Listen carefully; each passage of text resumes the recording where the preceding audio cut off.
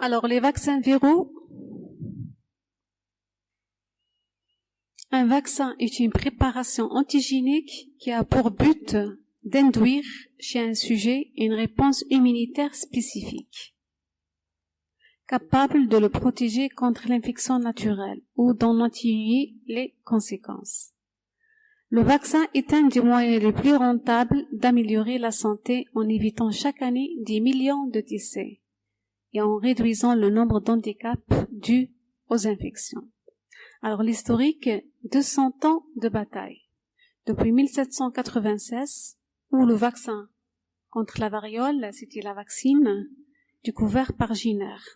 En 1982, c'était le vaccin contre la rage. Louis Pasteur qui a vacciné un enfant contre la rage et il a sauvé sa vie.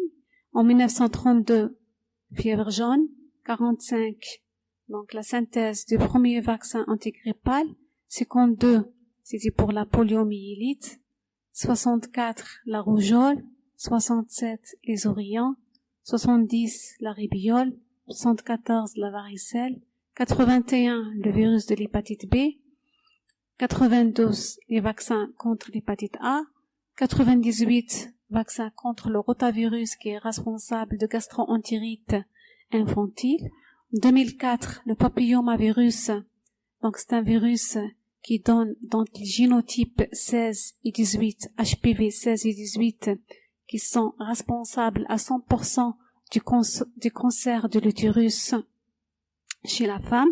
Donc maintenant on a un vaccin qui prévient le cancer de l'utérus et actuellement, jusqu'à avril 2021, 13 vaccins anti-Covid sont approuvés par les autorités sanitaires. Alors, l'état des lieux, il existe un écart dans le taux de couverture vaccinale entre pays riches et pays pauvres. Exemple pour le DT-Coq, le vaccin conjugué bactérien, diphtérie, tétanos, coqueluche, le taux de vaccination dépasse les 80% dans les pays développés. Il est de 50% en Afrique subsaharienne avec 18% uniquement en Somalie. Donc vous voyez, il y a un écart énorme entre les pays riches et les pays développés. Il se traduit aussi par le décès en l'an 2000 de 770 000 enfants de rougeole. Donc vous voyez, en 2000, il y avait beaucoup de cas de mort causés par la rougeole, c'est une infection virale, et de 20 000 nouveau-nés qui décédaient à cause d'un tétanos néonatal. Vous voyez l'importance de la vaccination. Il y a aussi 720 000 décès par an d'hépatite B. Mais malheureusement, le vaccin anti-hépatite B coûte autant que les 6 vaccins du programme élargi de la vaccination. Donc, des progrès restent à faire, essentiellement dans la mise à disposition des vaccins du programme élargi de vaccination, qui est adopté également en Algérie, aux pays pauvres, tout en assurant la sécurité vaccinale. Il comporte 6 valences, donc on doit vacciner systématiquement contre la polio, la diphtérie, tétanos, coqueluche, rougeole et la tuberculose.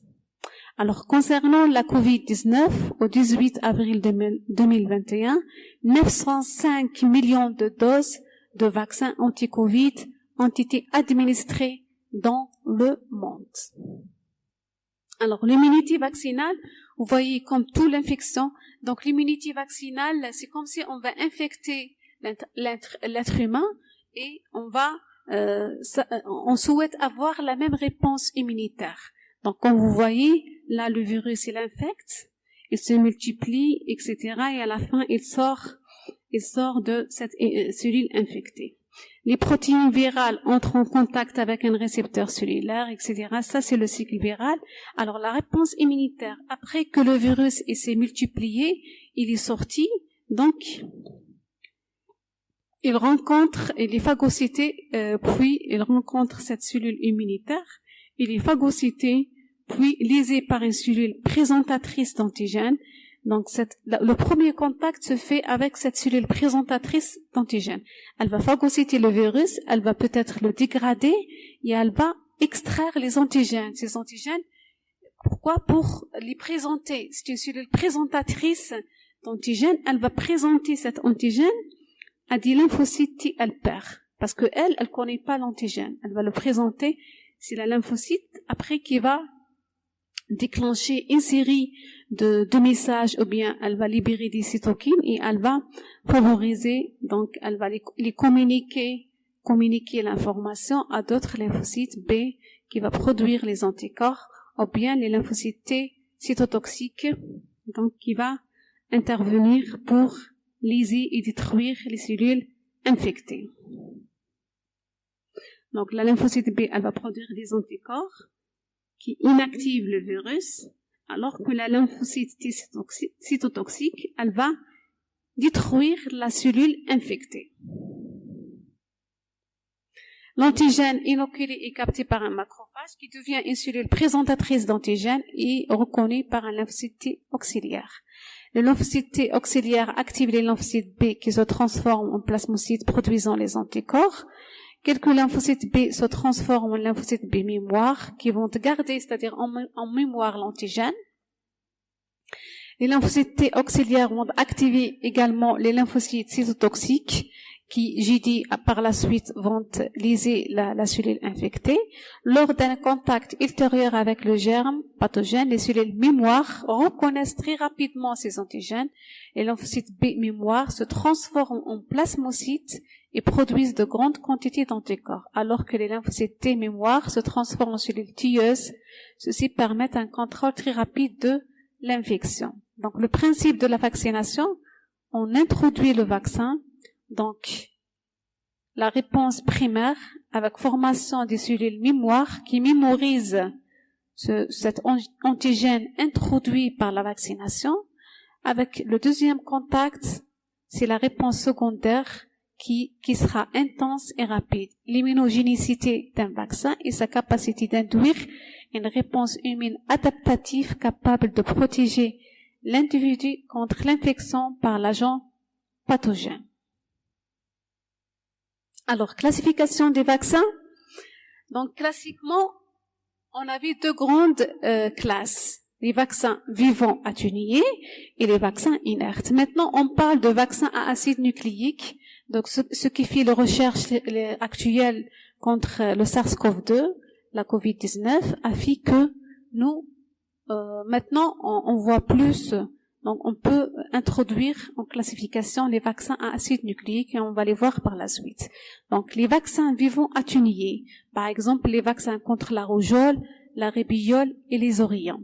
Les vaccins inertes ou bien inactivés ou bien tués. Comme il y en a deux types, à germe entier ou bien sous-unitaire, recombinant comme pour l'hépatite B et pseudoparticules pour le papillomavirus. Alors, schématiquement, donc nous avons les vaccins vivants atténués. Donc c'est un vaccin qui est entier, il est vivant, mais il a perdu son pouvoir pathogène. Donc il est vivant, mais il se réplique, mais son pouvoir pathogène, il est perdu. Les vaccins inactivés, donc c'est une particule entière aussi, l'agent infectieux, il est tué. La réplication, elle est impossible. Donc, comme il est tué, il ne se réplique pas. C'est comme si, donc, c'est un cadavre, c'est un virus tué, complet, mais il sert à quoi? De présenter juste son antigène. Donc, les vaccins antigéniques, au lieu d'introduire toute la molécule virale entière, on peut extraire des antigènes, généralement les antigènes externes, comme des antigènes capsidales ou bien de glycoprotéines, et donc on va les purifier, ou bien on va les recombiner, on ajoute un adjuvant pour susciter la réponse immunitaire. Il y a également, maintenant, comme pour le SARS-CoV-2, on utilise des vecteurs viraux. Donc, on peut utiliser d'autres virus, comme l'adénovirus, et on va, à l'intérieur de cet adénovirus, on va mettre le gène qui code pour cet antigène qu'on veut, pour lequel on peut développer des anticorps. Donc, qu'il soit cet vecteur, qu'il soit réplicatif ou non, réplicatif. Le virus, comme l'adénovirus, c'est un virus vivant. Il peut se répliquer ou ne pas se répliquer, mais il est inoffensif pour l'être humain. Il n'est pas pathogène pour l'homme. Donc, la capside virale, le virus-like, donc les pseudoparticules, il y a des virus AADN et des virus ARN. Donc, les virus AADN ou bien un ARN messager comptent pour un antigène d'intérêt. Comme vous voyez, le virus, ça c'est un ARN messager. On le met, par exemple, dans une particule incluse dans un liposome comme un véhicule qui véhicule soit l'ARN messager, soit un plasmide sur lequel il y a le gène qui code pour la protéine ou bien l'antigène souhaité. Alors, on va voir tout ça en détail. L'objectif et les caractéristiques du vaccin. L'objectif de tout vaccin est d'induire une réponse immunitaire protectrice spécifique d'un agent infectieux donné, en produisant des anticorps et en induisant certains composants cellulaires. Un vaccin doit posséder 3 grandes caractéristiques. Être efficace, c'est-à-dire il induit une mémoire immunitaire et une protection durable, présenter une grande sécurité d'emploi, on peut pas dire pas du tout d'effets secondaires, mais des effets minimes, pas d'accidents vaccinaux. Être facile à administrer en termes de modalités et de nombre d'administration. Alors, on commence par les vaccins vivants atténués. Ces vaccins disposent d'une excellente immunogénicité avec une durée de protection longue. Vivants atténués, c'est-à-dire que c'est des vaccins qui utilisent des particules virales entières, un vaccin qui est vivant, mais il a perdu son pouvoir infectieux et donc l'immunité, elle est excellente. Une injection unique étant souvent suffisante pour monter une bonne immunité. Mais il existe un risque de réversion des souches mal atténuées. Le virus, donc, on l'a atténué, il a perdu son pouvoir infectieux, mais il peut il y aura peut-être des incidents où ce virus-là, il peut révertir, il peut reprendre son pouvoir infectieux. Ça peut survenir, mais c'est très rare. Mal atténué ou de mise en circulation dans la nature de souches vaccinales agressives avec la possibilité d'une infection ou de recombinaison comme pour le poliovirus. Donc, ça nécessite la chaîne de froid. Les virus vivants, donc il faut respecter la chaîne de froid. Enfin, ces vaccins vivants sont naturellement contre-indiqués chez les immunodéprimés et les femmes enceintes. Alors, ce type de vaccin ne nécessite pas d'adjuvant, parce que l'adjuvant, nous allons voir par la suite, il améliore l'immunogénicité du vaccin. Donc, vaccin vivant atténué, il n'a pas besoin de ça. Il nécessite un petit nombre de doses, le plus souvent 1 à 2 doses, parfois 3. La voie la plus fréquente est la voie sous-cutanée.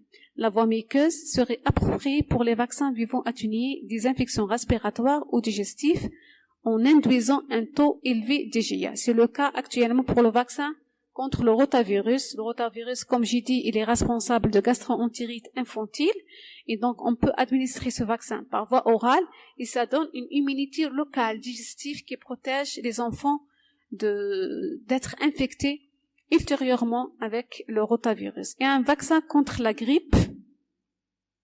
Il y a un vaccin contre la grippe qui s'administre par voie nasale, qui est rarement utilisé, et donc ça donne une immunité locale. Alors, comment on atténue les modalités d'atténuation de ces vaccins? Pathogènes humains atténués par passage sur milieu cellulaire ou tissulaire différents. C'est-à-dire, on va prendre le virus et on va faire plusieurs cultures cellulaires, on va faire des passages d'une culture, après on laisse un certain moment et après on fait des passages sur le même milieu avec plusieurs passages jusqu'à ce que la souche elle soit atténuée. On a fait ça pour la rougeole, les ourillons, la rébéole, varicelle, fièvre jaune et zona. Ou bien préparer à partir de pathogènes animaux, c'est-à-dire il y a des virus qui ressemblent aux virus humains et on a mis ces virus animaux. On les a donnés aux humains et ça n'a rien donné. On a constaté par la suite que ces virus-là, protège contre le virus humain, comme par exemple la vaccine. La variole, elle causait beaucoup de décès à l'époque, et donc la vaccine, c'est la même famille. Donc c'est la même famille, pratiquement c'est le même virus. Celui-là, il infecte l'homme, celui-là, il infecte les animaux, les vaches. Donc ils ont constaté que ce virus-là, la vaccine, inoculé à l'être humain, il ne fait rien, ça donne pas de symptômes, et en plus de ça, ils ont constaté que les sujets qui avaient la vaccine, le virus de la vaccine, sont protégés contre le virus de la variole. Et donc de là, ils ont conclu que la vaccine, elle pourra être, c'est comme si un antigène immunisant contre le virus de la variole. Ils l'ont utilisé par la suite comme vaccin. Donc des pathogènes animaux apparentés à des souches humaines et qui serviront par la suite comme vaccin. Alors rotavirus et souches bovines. Vous allez voir ça par la suite. Il y a par recombinaison génétique, et donc on pourra avoir un vaccin issu d'une souche animale et une souche humaine, et on aura une souche hybride qui servira de vaccin contre le rotavirus. Alors les vaccins recombinant le rotavirus et le virus grippal vivant, on va le voir par la suite. Il y a les vaccins à vecteur viral, comme pour la dengue, Ebola, candidat vaccin du SARS-CoV-2, on va les voir par la suite également, pour les vaccins à vecteur viral. Alors, comment atténuer donc les passages cellulaires? Vous avez par exemple un virus sauvage, on va le mettre en culture cellulaire sur la première lignée, et après un certain moment, on prend cette culture-là et on la met sur une autre lignée cellulaire et ainsi. Donc on fera plusieurs passages, et à la fin, on obtient des molécules virales qui sont atténuées. De même que pour la polio, le virus de la polio qui donne la poliomyélite. Donc le virus sauvage, on le met sur culture cellulaire. Après plusieurs, vous voyez, 40 à 70 passages en culture cellulaire, et à la fin, on obtient la souche atténuée qui s'appelle Sabin. C'est le vaccin vivant atténué Sabin. Alors, le réassortiment du rotavirus pour générer un vaccin vivant oral, comme j'ai dit, le virus rotavirus, il y a des souches humaines et des souches animales ou bien bovines. On va mettre en contact les deux souches pour obtenir un hybride, un réassortant, et cet hybride-là, il servira de vaccin. Donc, si je donne cette souche-là à un malade, donc ça lui donne rien. Et il sera protégé contre la souche humaine. Alors ça, c'est les vaccins vivants atténués, la rougeole, orion, rubéole, varicelle, polio oral, parce que pour la polio, il y a oral et l'injectable. L'oral, il est vivant atténué. L'injectable, c'est un vaccin tué. Donc la fièvre jaune et le rotavirus. Alors j'ai pris quelques vaccins, j'ai pas voulu, c'est-à-dire vous parler sur tous les vaccins. J'ai choisi les plus importants. Le vaccin polio oral, il est obtenu à partir de virus vivants. Polio, donc 3 types. Donc parce qu'il y a 3 types de polio, 1, 2, 3. Donc on prend les 3 souches et on les met sur culture de cellules rénales de singe à partir de la souche de Sabin dans du chlorure de magnésium. Donc après plusieurs passages, on obtient la souche vaccinale. Donc c'est un vaccin qui se donne par voie orale. Le coût il est bas. L'immunité locale, parce qu'il se donne par voie orale, donc ça favorise la sécrétion des IgA, de même que l'immunité sérique, mais l'immunité locale, elle est très importante, empêche la multiplication au niveau du type digestif, donc la limite la diffusion, la transmission aussi, peut être inactivée par les anticorps maternels ou par phénomène d'interférence, nécessite 4 prises avec rappel. Alors, le vaccin contre la rougeole, il y a la souche qui s'appelle Swartz. Elle est obtenue après 58 passages sur des fibroblastes de poulet. Elle existe associée au vaccin contre les orions et la rubéole, c'est le ROR. La population cible, c'est des enfants de 9 à 12 mois et tout adulte non vacciné ou n'ayant pas fait de rougeole. Alors, le vaccin rotavirus, le Rotatec, est un vaccin développé à partir d'une souche bovine mise en culture en présence de souches humaines. Donc, on obtient à la fin un vaccin pentavalent, donc en utilisant plusieurs souches comportant les souches humaines bovines, G1, G2, G3, G4 et P1 qui s'administrent en 3 doses. Donc, se donne par voie orale. Le Rotatec est indiqué pour l'immunisation active des nourrissons de l'âge de 6 semaines à 32 semaines pour la prévention des gastro-entérites dues à une infection à rotavirus. C'est clair, cette partie? Alors, pour les vaccins inactivés, tués ou bien dits inertes, donc sont dépourvus de tout pouvoir infectieux. Inactivation, elle se fait par voie physique ou chimique. Physique, c'est-à-dire par exemple la chaleur, ou bien en utilisant des produits chimiques comme le formaldéhyde. Administré au nouveau-né en présence d'anticorps maternels, donc on peut faire ça. Stable à la chaleur, donc c'est un grand avantage concernant dans les pays sous-développés. Leur tolérance est bonne, l'immunogénicité souvent moindre et de plus courte durée, nécessitant une primo-vaccination puis des rappels réguliers. Donc ces vaccins-là, généralement, on doit à chaque fois vacciner parce que l'immunité, elle n'est pas durable à vie. C'est pas comme les vaccins vivants atténués.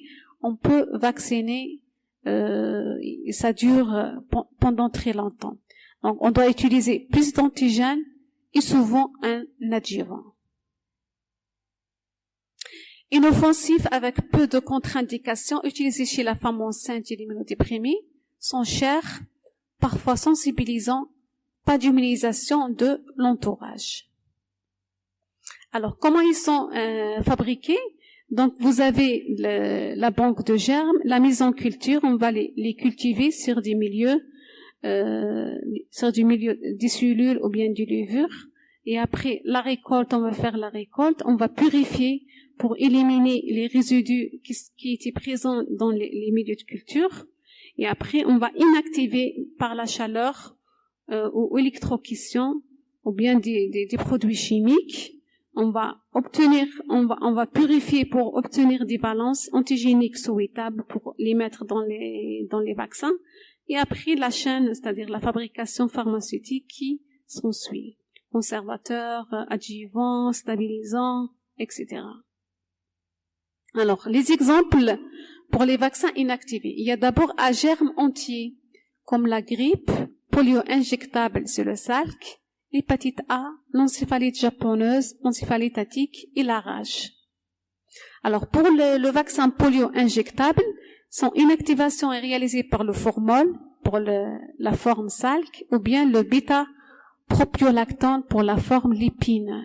Donc, la voie parentérale, le coût il est élevé, l'immunité immorale sérique, immunodéprimés, donc on peut les utiliser, nécessité de rappel, n'empêche pas la multiplication du virus au niveau intestinal, parce qu'il n'y a pas l'oral, donc on a favorisé l'immunité locale, mais pour l'injectable, donc l'immunité digestive, elle est quasiment nulle, et donc ça ne permet pas de limiter la diffusion du virus. On empêche la virémie et la diffusion vers le système nerveux central, contenu dans la même seringue, diphtérie tétanos ou diphtérie tétanos coqueluche. Donc, formant les vaccins combinés. Parce que maintenant, pour faciliter les administrations, on associe le polio. Donc, vous allez voir à la fin dans le calendrier vaccinal algérien. Donc, diptychoque, polio, diphtérie tétanos coqueluche et polio, on combine pour faciliter l'administration. Alors, le vaccin de la grippe, le virus est d'abord multiplié par culture sur œufs embryonnés de poules saines issues d'élevage contrôlé. Cette multiplication, donc, on injecte le virus de la grippe dans des œufs de poules contrôlés, et après, on va incuber et on va faire, c'est-à-dire des passages d'un œuf à un œuf, à chaque fois plusieurs passages, et ça permet l'atténuation du pouvoir pathogène de la souche virale cultivée. Les virus obtenus sont alors tués pour obtenir un vaccin complètement atténué par des méthodes physico-chimiques appropriées. La préparation est alors filtrée et purifiée.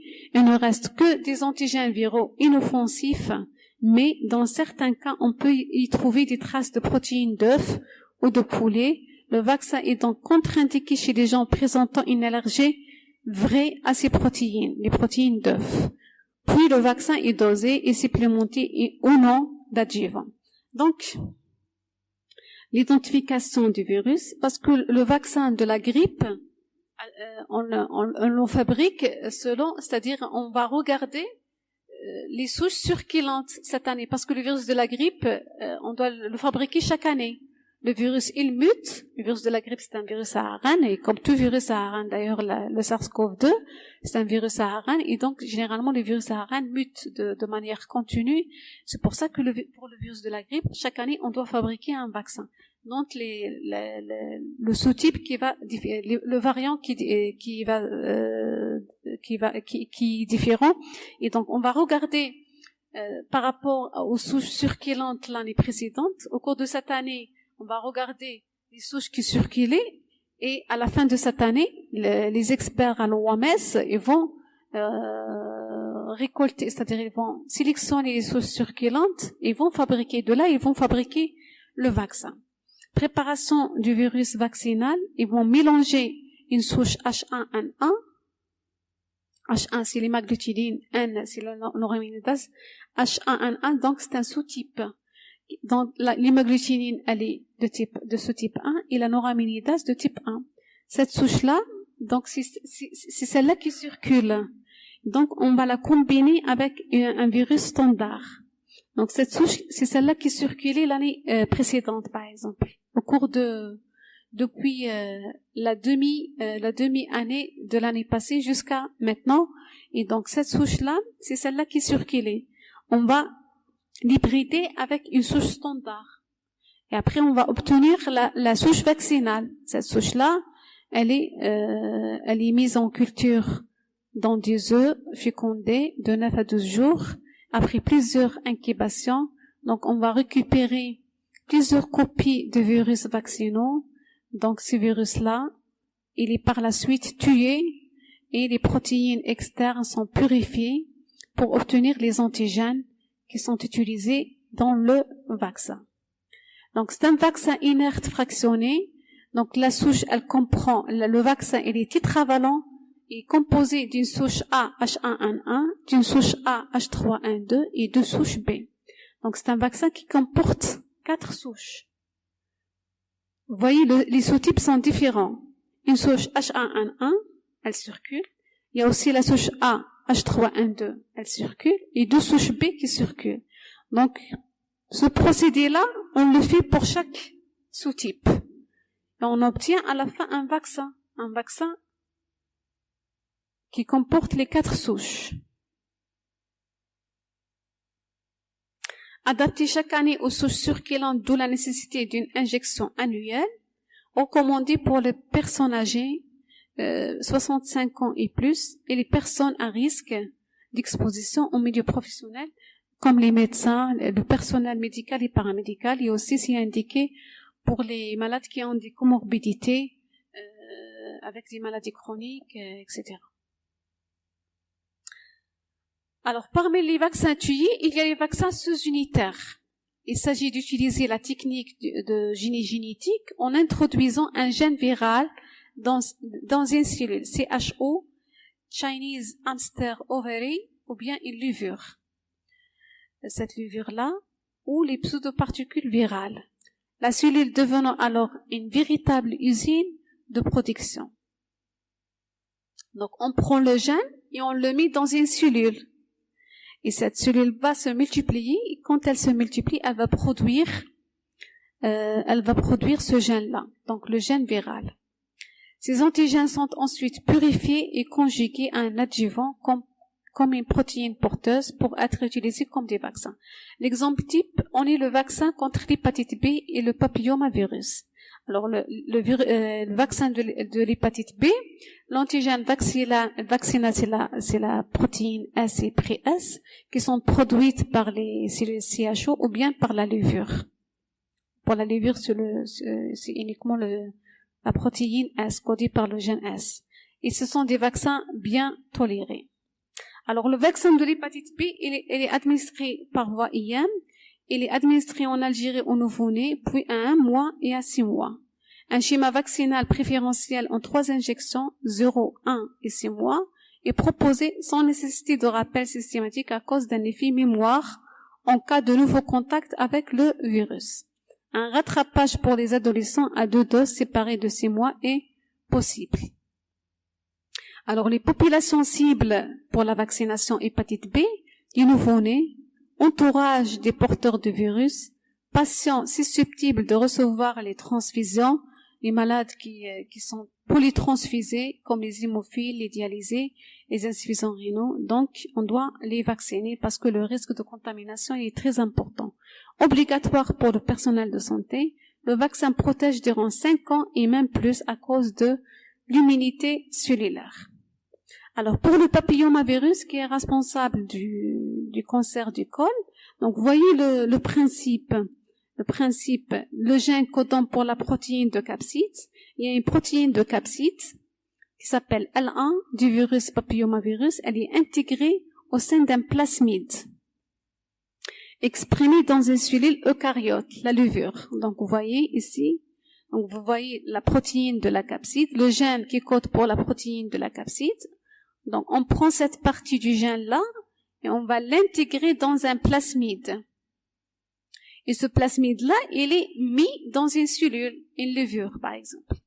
Donc, on va injecter tout ça, on va mettre ça dans la levure. La levure, elle va se multiplier, elle va synthétiser l'ARN messager de cette partie du gène-là. Cet ARN messager, il va produire plusieurs protéines capsidales. Ces protéines capsidales vont s'assembler, formant des capsides vides, VLP, appelé VLP, Empty Viral Capsids.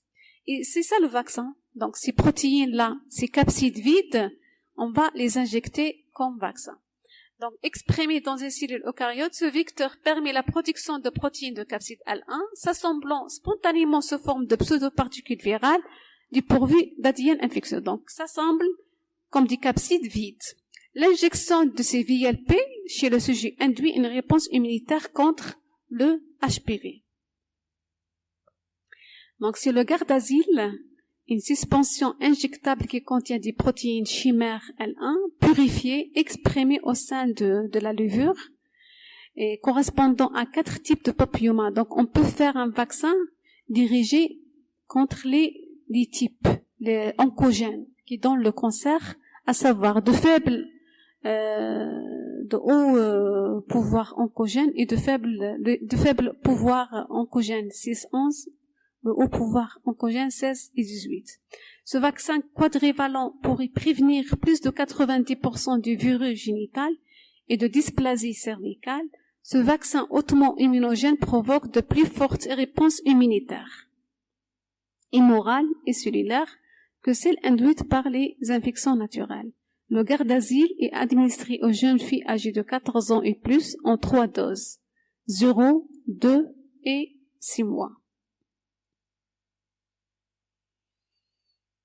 Alors, pour les vaccins à acide nucléique, utilisent soit l'ADN du virus, fraction qui code pour les antigènes à produire, ou bien l'ARN messager relais entre la commande génétique et la production de protéines par la cellule. Donc, c'est le candidat vaccin SARS-CoV-2. Alors, les vaccins SARS-CoV-2, maintenant, c'est l'actualité. Donc, ça a suscité beaucoup de recherches pour produire un vaccin efficace. Il y a plusieurs procédés. Donc, il y a la possibilité de faire un vaccin vivant atténué, un vaccin inactivé, ou bien des morceaux de virus vaccin sous-unitaires, ou bien faire des particules, des pseudoparticules virales, ou bien des virus à ADN intégrés dans un plasmide, intégration dans des nanoparticules lipidiques, liposomes, ou bien avec vecteur viral, intégration dans un autre virus. On va voir tout ça par la suite. Les principaux candidats vaccins dirigés contre le SARS-CoV-2 sont de 4 types. Les vaccins vivants, les vaccins viraux, vivants atténués ou bien inactivés, les vaccins à acide nucléique, ADN ou ou bien ARN, les vaccins à vecteurs viraux, réplicatifs ou non, et les vaccins protéiques, sous-unitaires, protéiques ou pseudoparticules virales. Alors, les vaccins viraux vivants atténués contre le SARS-CoV-2, aucun vaccin dirigé contre le SARS-CoV-2 de ce type n'est actuellement à laisser chez l'homme. Donc, il n'y a pas de vaccin vivant atténué contre le SARS-CoV-2. Les vaccins inactivés, 3 vaccins sont en cours d'essai clinique de phase 3, référencés par l'Organisation mondiale de la santé. Alors, concernant les vaccins ADN sont composés d'un plasmide purifié d'ADN contenant une séquence codant pour un antigène donné. Après administration du vaccin, l'antigène est exprimé par les cellules transfectées, induisant une réponse immunitaire spécifique et mesurable. Cette technologie développée au début des années 90 n'a pas à ce jour permis d'obtenir des résultats probants chez l'homme. Donc, il n'y a pas actuellement de vaccin anti-SARS-CoV-2 à ADN. Donc, le principe, c'est quoi? Regardez, maintenant, on s'intéresse parce que le SARS-CoV-2, c'est un virus c'est un virus enveloppé, et là, la protéine de surface, la spike, elle s'appelle la protéine S, ou bien spike, c'est une spicule. Et de là, donc maintenant, la majorité des vaccins, c'est dirigé contre cette protéine de surface, S, ou bien spike. Donc, on va prendre le gène qui code pour la protéine spike. On va le mettre sur un plasmide, donc c'est un vaccin à ADN, parce que le plasmide, c'est un ADN, et on va injecter ça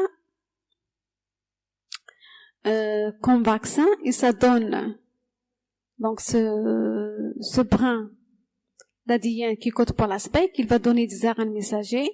Ces ARN messagers vont synthétiser la protéine S, et ces protéines vont être reconnues par le système immunitaire par la suite. Alors, les vaccins à ARN, donc les vaccins à ARN existent, sont composés d'ARN messagers codant pour un antigène donné. L'ARN messager est administré le plus souvent enveloppé par une couche lipidique, facilitant son entrée dans la cellule. Ces vaccins représentent une alternative prometteuse aux approches vaccinales conventionnelles en raison de leur cycle court de production, de leur faible coût de fabrication et de leur sécurité. Donc, il n'y a pas de risque d'infection ni de survenue de métagénèse. Donc, vous voyez, les vaccins à ARN, l'ARN de la protéine spike, il est là, encapsulé dans un liposome. Ça, c'est un liposome, c'est une vésicule lipidique. Et on va donner ça, on va l'injecter. Et donc, vous voyez, ça pénètre dans la cellule. L'ARN messager, il est libéré dans la cellule qui l'infecte. Enfin, c'est pas infecté, mais le liposome, il se dirige vers la cellule et il libère cet ARN messager qui comporte la partie qui code pour la protéine spike. Et donc, il est exprimé, cet ARN messager, il est exprimé au niveau du ribosome, synthèse de la protéine spike qui sort et de la cellule, elle est reconnue par le système immunitaire.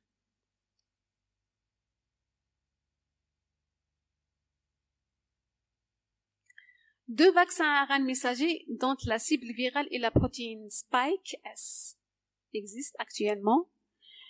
Le Moderna, donc l'administration, donc la première dose et la deuxième dose, c'est 28 jours après. L'efficacité observée du vaccin Moderna est d'environ 92% contre la COVID-19 et la protection commence 14 jours après la première dose. Donc, il y a le vaccin Pfizer, donc c'est un vaccin à ARN messager. Donc, il y a 2 doses, J0 et J8. Le vaccin Pfizer contre la COVID-19 a une efficacité de 95% contre l'infection symptomatique par le SARS-CoV-2. Maintenant, pour les vaccins à vecteurs viraux. Les vaccins à vecteurs viraux utilisent une souche virale non pathogène pour l'homme, comme l'adénovirus. Généralement, l'adénovirus, il n'est pas pathogène pour l'homme. Il est génétiquement modifié, mais on peut l'atténuer ou bien le modifier génétiquement pour le rendre non pathogène pour l'homme. Donc, souche vaccinale, comme la souche, on peut utiliser la souche vaccinale de la rougeole, ou bien l'adénovirus du chimpanzé, ou bien un adénovirus humain, afin de produire les protéines du virus cible dans l'organisme. Ils sont globalement très immunogènes et sûrs. Alors, les vaccins à vecteurs viraux, vecteur viral répliquant, soit que le vecteur viral, il se réplique ou non. Donc, si on utilise par exemple un adénovirus, celui-là c'est un adénovirus, et donc dans lequel on va mettre le gène de la protéine, le gène, un plasmide, dans lequel par exemple il y a le gène de la protéine S, on va injecter ça, répliquant. Donc le virus, il va se répliquer dans la cellule et après à sa sortie, donc il est reconnu, il va exprimer la spike, cette spike-là, elle est reconnue par le système immunitaire. Alors, pour le vecteur viral non répliquant, le gène de la protéine du coronavirus, donc des gènes viraux sont inactivés, et donc on va injecter cette particule comme vecteur non répliquant et dans la cellule, et donc il est directement reconnu par sans qu'il soit répliqué, il est directement reconnu par le système immunitaire. Les vaccins à vecteur viral réplicatif des candidats vaccins de ce type dirigés contre le SARS-CoV-2 exprimant la protéine S sont en cours de développement clinique. Donc, ceux qui se répliquent. Alors, pour les vaccins à vecteur viraux non réplicatifs, plusieurs vaccins de ce type dirigés contre le SARS-CoV-2 utilisant soit l'adénovirus de type 5 ou 26, soit un adénovirus du chimpanzé existent. Donc, réplicatif, pas encore. On n'est pas arrivé là. Mais pour les non réplicatifs, ça existe. Il y en a un certain vaccin. On va les citer. Donc, les vaccins à vecteur viraux non réplicatifs, dont la cible virale est la protéine spike. Il y a le vecteur viral non réplicatif qui utilise comme vecteur l'adénovirus du chimpanzé. C'est le vaccin AstraZeneca. Il s'administre 0 le premier jour et 2 semaines après la deuxième dose, on la donne 2 semaines après. Il y a aussi le vaccin qui utilise comme vecteur l'adénovirus type 5. Donc, c'est le vaccin CanSino. Une dose s'administre en une seule dose. Il y a le vecteur viral non réplicatif utilisant 2 souches d'adénovirus. On utilise à la fois l'adénovirus type 5 et 26. Donc, c'est le Sputnik, s'administre avec 2 doses à 21 jours d'intervalle. Il y a également un vecteur viral non réplicatif utilisant uniquement la souche adénovirus type 26, c'est le vaccin Janssen, utilisant une seule dose. Alors, pour le vaccin AstraZeneca, qui utilise l'adénovirus chimpanzé, il a une efficacité de 63,9% contre l'infection symptomatique contre le SARS-CoV-2. La protection du but 2 semaines après la première dose est réservée aux plus de 55 ans. Alors, pour le Sputnik, utilise 2 vecteurs viraux incapables de se reproduire, de se répliquer. L'adénovirus humain 26 pour la première injection et l'adénovirus 5 pour la deuxième, recombinés pour exprimer l'intégralité de la protéine S du SARS-CoV-2. Pourquoi on a mis 2 souches d'adénovirus? Le choix de 2 vecteurs différents repose sur la volonté de contourner le problème de l'immunité dirigée contre le vecteur. Parce qu'il y a des gens qui sont déjà immunisés contre l'adénovirus. Ils font une infection à l'adénovirus, ils sont déjà immunisés. Et donc, pour pallier à ce problème-là, on a préféré d'injecter avec 2 souches différentes.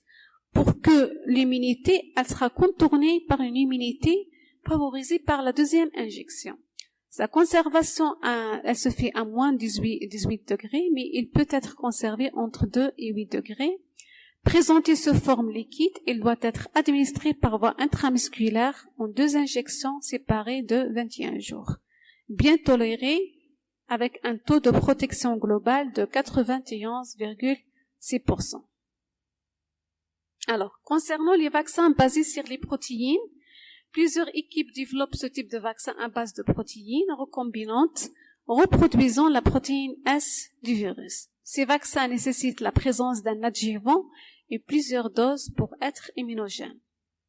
Sous unité protéique, donc il y a comme ce vaccin, le Novavax, qui utilise 2 doses, AJ0 et 21. Mais c'est toujours à l'essai, c'est pas autorisé à l'utiliser. Alors, je finis avec le calendrier vaccinal algérien, celui de 2016, il est toujours d'actualité et c'est le dernier. Donc là, vous avez le calendrier vaccinal complet. Nous, on s'intéresse dans ce cours aux vaccins viraux. Vous avez l'hépatite B, donc à la naissance, vous voyez, une seule dose.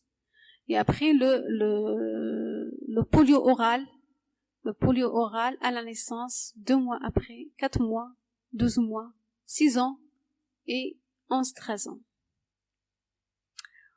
Ça, c'est bactérien. Le polio injectable à 3 mois. Une dose à 3 mois. Le ROR, rougeole, orion, rébillole, 11 mois et 18 mois. D'accord. Alors, je conclus donc l'importance de la vaccination est illustrée par ses succès. Donc, ça a donné la diminution drastique de la morbimortalité des infections qui peuvent être prévenues par un vaccin, une diminution de l'incidence de ces maladies, voire éradication de certaines, diminution des coûts de prise en charge liés à la prévention des maladies couvertes par les vaccins. Alors, vous avez des questions? C'est clair? Très bien. Et bon courage pour l'examen.